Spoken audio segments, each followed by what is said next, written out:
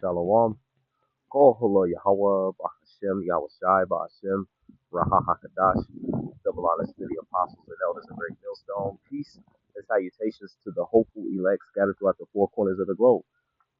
My name is Barad the Ball coming to you from the GMS campus in Indianapolis. And to all those listening and learning, to you, I say Shalom. Especially to you so-called blacks, Hispanics, and Native Indians that make up the 12 tribes of Israel. The title of today's uh, lesson and information I like to bring out. Many, of course, brothers uh, may already know about this, but it's called Operation Wetback. I'm going to click on this video, pull out a few other, maybe another video or two, and then uh, pull out some scriptures. Hopefully, it's edifying, uplifting, exhorting of some sort, bring some form of alarm to you so-called blacks, Hispanics, and Native Indians, the true believers of Yahweh, Bashem Yahushai. Here we go. We also know that he will try to invoke the Alien Enemies Act, which would essentially give the federal government the power, the authority to deport, to detain any non-U.S. citizen that they believe is deemed from an enemy country. We know from Operation Wetback that they literally packed hundreds of people. Operation Wetback. Now, I'm going to continue. Into trains, planes, ships, and literally just dump them in Mexico. What Stephen Miller has also told us is that they are actively designing new militarized giant detention centers where they would pack all these families. And one more thing that I think is important, I think a lot of people believe that we're talking about mass deportation plans that would just sort of affect undocumented immigrants. That's not true. There are 22 million people that live in mixed status families. So the American would be deported too. That's what Tom American Homan families said. will be deported, will be separated. If we were morally outraged in 2018, when we saw those families being deported and separated at the border, we're about to see that at a mass scale in the interior and with American families. We also know that he will. So as you can see, not only is the Hispanic tribe will be affected, you're going to have so-called black tribes. The northern, of course, the northern and southern kingdom both are going to be affected. Let me pull up the scripture really quick.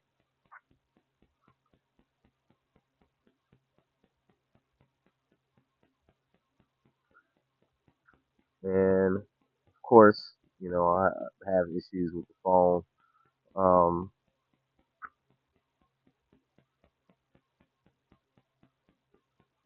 let's see if it'll come up. Okay. Anyway, well, I'll just quote it. It tells us in Jeremiah that the tribe of Israel, and the tribe of Judah will press together. So here in the Americas, you have the so-called blacks, Hispanics, and Native Indians.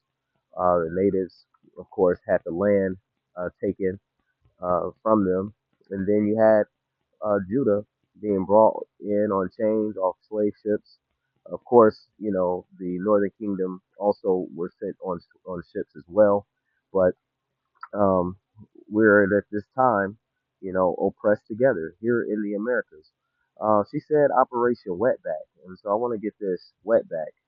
All right, it says used as an insult, contemptuous term for a Mexican who enters the U.S. illegally.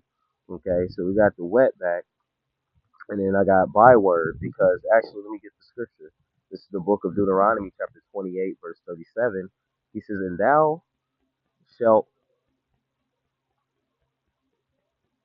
and thou shalt become an astonishment, a proverb, and a byword among all the nations, whither the Lord shall lead thee. So the Lord led them over here to the Americas.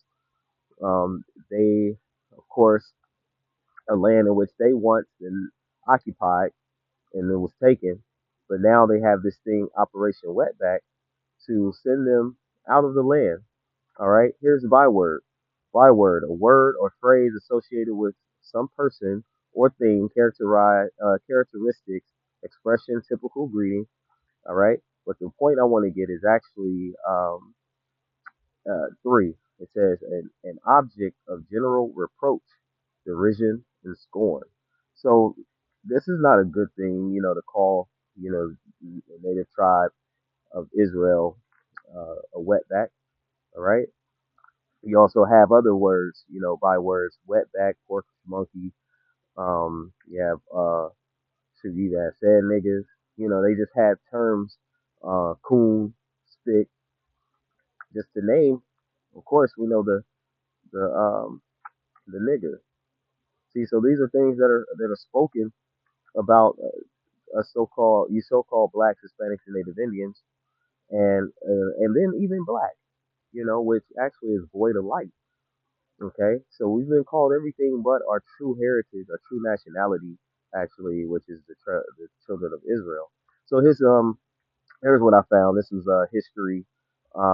Again, this is for information purposes. You know, this isn't any monetary gain. You know, from sharing this. It says this is history. It says the largest mass deportation in American history. Okay, it says as many as 1.3 million people may have been swept up in the Eisenhower era campaign called Operation Wetback. It says July is scorching, as you see in Mexicali, the Mexican city just crossed the border from uh, Calexico, California. May have said that wrong, but it says averages 108 degrees Fahrenheit in the summer, but temperatures often swelled into the 120s. In 1955, thousands of disoriented people roamed the city streets as the sun bore down on them. They had just been disposed, deposited uh, there by American immigration officials. They had been picked up um, in the United States, where they had homes, jobs, and left in a city where they didn't know anymore. So they just got displaced. Says these Mexican immigrants have been caught in the snare of Operation Wetback. Okay, more proof to show you that they are the Israelites. Since the biggest mass deportation and undocumented workers in the United States history, as many as 1.3 million people may have been swept up in the Eisenhower era campaign with a racist name, which was designed to root out undocumented Mexicans from American society. So what are we looking at today? All right, it's the same devil doing the same thing. It's just the short-lived operation may use military-style tactics to remove Mexican immigrants. So you have ICE, right? Some of them American citizens. All right, so from the United States through millions of Mexicans, although millions of Mexicans had legally entered the country through joint immigration programs in the first half of the 20th century, Operation Wetback was designed to send them back to Mexico. As you see that, I'm gonna read a little bit more. With the help of the Mexican government, which sought to return the Mexican nationalities to alleviate, nationals to alleviate the labor shortage, Border Patrol agents and local officials used military techniques and engaged in a coordinated tactical operation to remove the immigrants. Along the way, they used widespread racial stereotypes to justify their sometimes brutal treatment of immigrants. So we know that now you have that bell curve that they've been speaking of. I think the Marxist type doctrine, or even going back to Margaret Sanger, that showing that there's undesirables, that so-called blacks, Hispanics, and Native Indians don't have the mental capability to do certain work, certain jobs. Just in short. So there's a push that has been going out as well to justify their reasoning for doing this to our people. Okay, it says along the way they use widespread racial stereotypes to justify their sometimes brutal treatment of immigrants. Inside the United States, anti-Mexican sentiments was persuasive and harsh um, uh, portrayals of Mexican immigrants as dirty, disease-bearing, and uh, irresponsible were the norm. So again, bywords, proverbs, and reproach. Okay, there's a lot more to this. I'm going to stop there. If I could remember, I'll put the link to this article in the description box. But I want to get another video because these are the same people who will then use you. And not this is a video from about this is about 9 years ago. See if it'll actually come up for me. It just came out. There's a new website where any U.S. resident, as long as you live within a zip. Here we go. Donald Trump took his campaign to Las Vegas, and he hit all his usual talking points. And actually, I came across a video. I couldn't find it, but the lady in which stood up, I believe, like just recent years, them and a few others came up with a video talking about how they were used. They were like, we were used, but we just want to play this because, many of our Hispanic nations, they'll come in and to the states and even the American, they would tell them not to deal with the so-called black man or the black so-called black tribe of Israel, and in some cases classify themselves to be white. But here we go. Including his claim that Hispanics love him, despite his views on immigration. He pulled a woman. Despite his views on immigration, so you see, his views is to get them out of the land. Even back then, okay, he doesn't. He's not with you. From the audience to prove his point. But I've been on. There it is. Come here. Let me have that. Come here.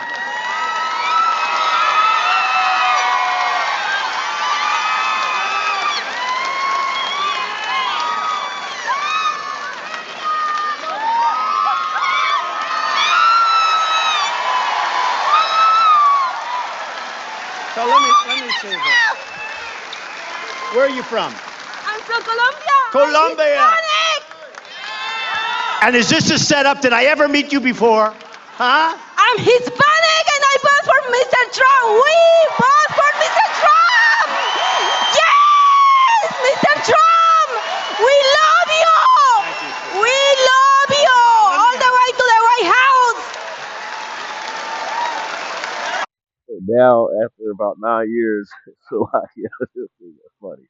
After about 9 years, they said this was 9 years ago, and now you see he's in the White House, and the first people he went after was the Northern Kingdom, you know, and again, I believe I did come across a video where she was, I think they asked her, she was like, oh, we were supporting him, and now they feel some kind of way about I it. swear to you, I think she's totally beautiful and great. I never met her before, I swear. This all started with a People magazine. So here's the story. So I love the story. They couldn't have been nicer. Nice story, right? Couldn't be nicer. But I don't know what happened. They played with my nose. On the end of it, well.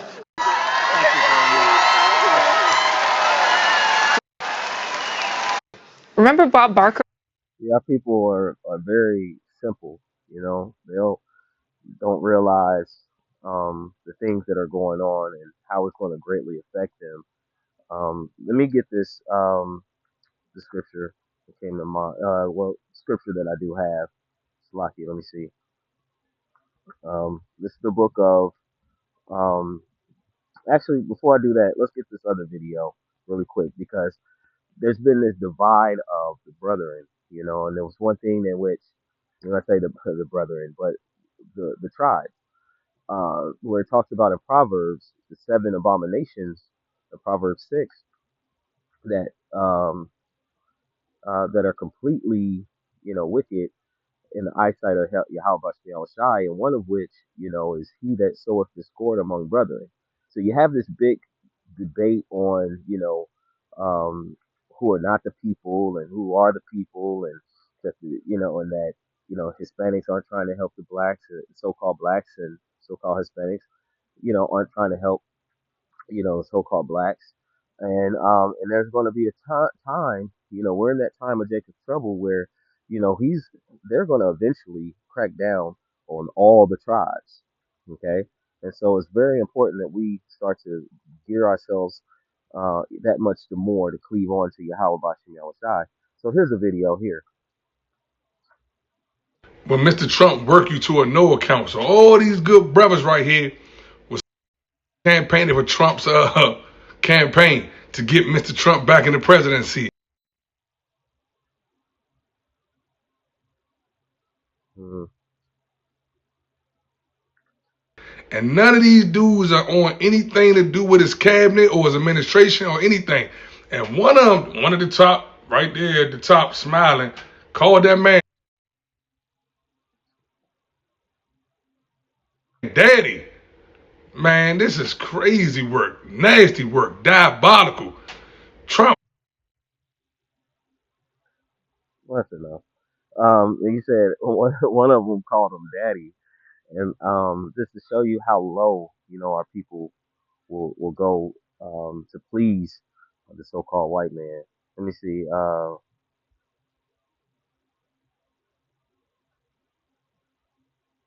See if this will come up for me.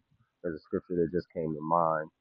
Um, Isaiah, Isaiah 51 verse 23. Let me see if that's what I'm looking for.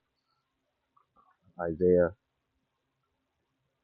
51 verse 23.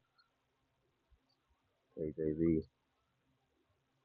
It says, but oh, okay, nope, that's not it. Um, oh no, this is it. Salakia. This is it. Let's see if it'll. I'll read it from here. It may come up. It says, but I will put it in the hand of them that afflict thee. Okay, so it says, I will put in the hand of them that afflict thee, which have said to thy soul, bow down, that we may go over. And thou hast laid thy body as the ground, as the street to them that went over. So pretty much it's like you will let them walk all over you. Okay, you got some that will just allow them to walk all over you. Okay, take complete advantage of you. This is the book of Ecclesiastes, chapter 12, 12 verse 10. And we bring this out all the time. But again, it says, never trust thine enemy, for like as iron rusted, so is his wickedness. Though he humbled himself and go crouching, he went to her, grabbed her, and hugged her, and as if they were together. He says, take good heed and beware of him, and thou shall shall be unto him. Salaki, I'm outside, it's cold.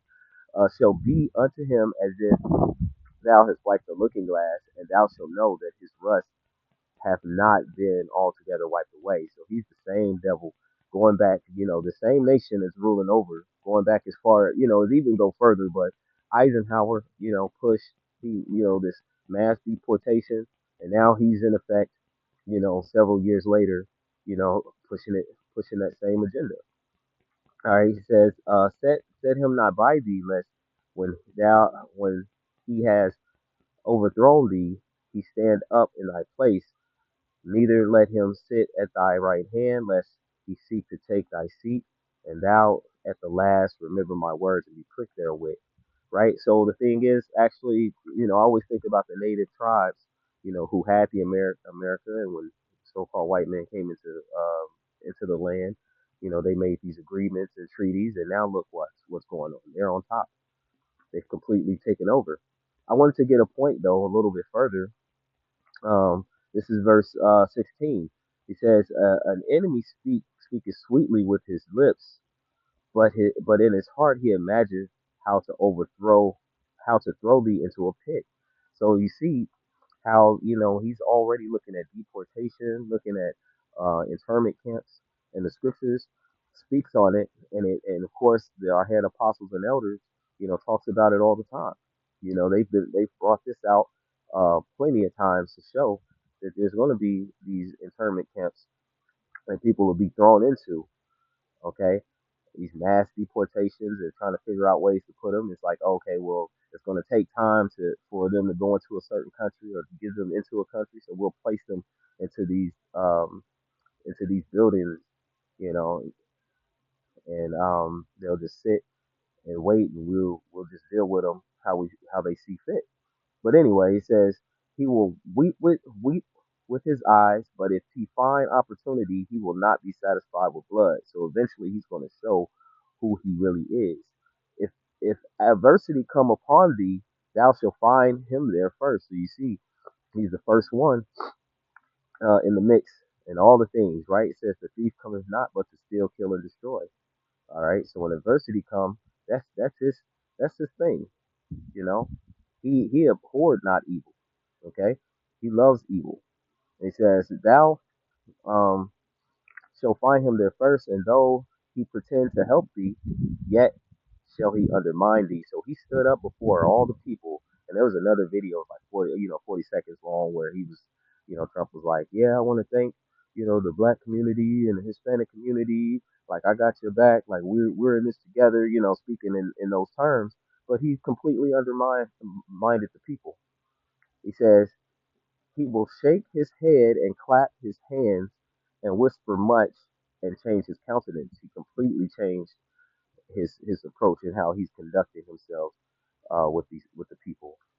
I want to get 13:1 if it will come up for me. This is Sirach chapter 13. hmm,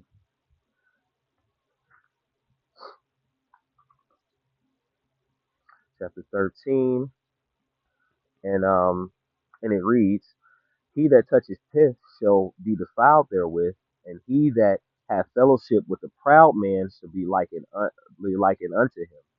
All right. So, when you start to connect yourself, like it tells you, it says, um, uh, though hand join in hand, the wicked shall not go unpunished. All right.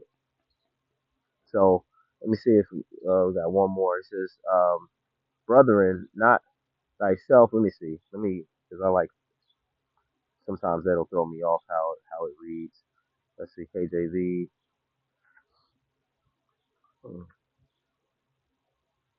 Um, not thyself above thy power, while thou liest and have no fellowship with one that is mightier and richer than thyself. So we shouldn't be trying to be all connected with these people.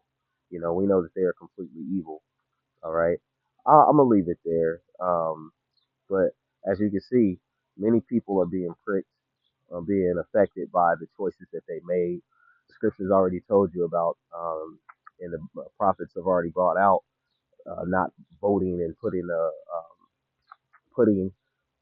someone of another nation above you, especially one that the Lord has not chosen. As far as, if you were gonna choose anybody, you would choose one of your own nation to rule over you, but it would especially be by the selection of Yahweh by Shem Shai, like he did David.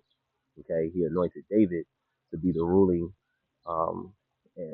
house, and he was anointed by Yahweh by Shem Shai through the Spirit. And in these last days, the spiritual house of David is being built as we speak. So I'll leave it there. That was just a sidebar as far as um, something that just came to mind. But as you can see, we never trust. You can't trust the enemy, and that's Wetback, Operation Wetback. So I hope this lesson was edifying, uplifting, and exhorting us to the true body of believers. Before I end, I'd like to give all praise, honor, and glory to Yahweh, Bahashem, Yahushai, Bahashem, Rahahakadash. Double honors to the apostles and elders of Great Millstone. Peace and salutations to the hopeful elect scattered throughout the four corners of the globe. And to all those listening and learning to you, I say, Shalom.